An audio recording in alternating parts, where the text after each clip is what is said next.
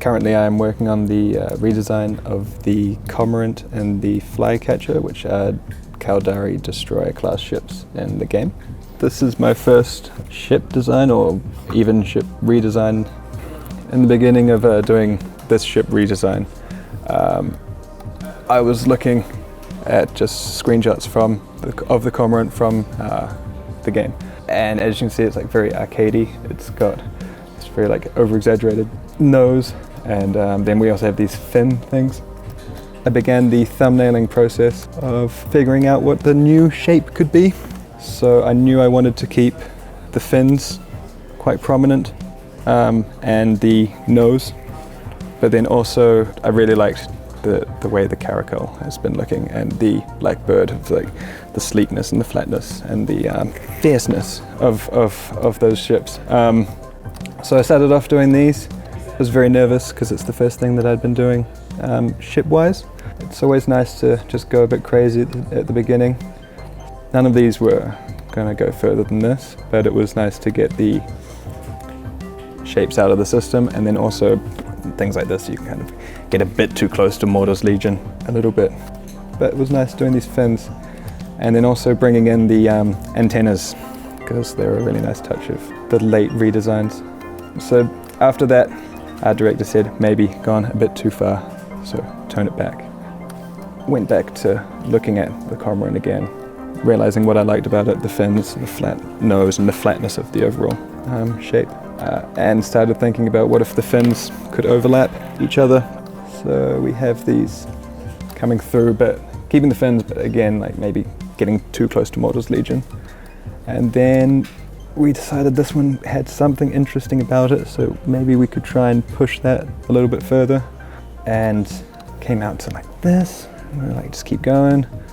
And so then that became this. And at that point, we wanted to see what it would look like underneath these flat battle pod things for animation purposes. And so we made this one. And this looked a lot nicer. Thought like a lot more sleek. So I did a few more of these, trying to think about animations as well. Out of warp, in warp, maybe another version for it to be in warp. And here we get to this, thinking about the animations of the kind of fins, the antennas, warp states, but then also trying to make sure that this main part and the back wing felt very encased in armor, because it's a destroyer. It needs to go in straight away. And we had to get rid of the fins, but it wasn't technically going to work. And I started thinking about Tech 2 variations for what the engines could look like. Then we have wing variations. Want to make sure that the Tech 1 is cool, but that the Tech 2 is a fairly good jump. And then also, since the Tech 2 is the Flycatcher, I wanted it to really feel like it was coming at you, and it was like more like a fly trap of sorts, like very aggressive. This was the nose we went with for the Tech 1. It kept true to the flatness of the original, while also, as I said, like keeping in line with Blackbird and Caracal.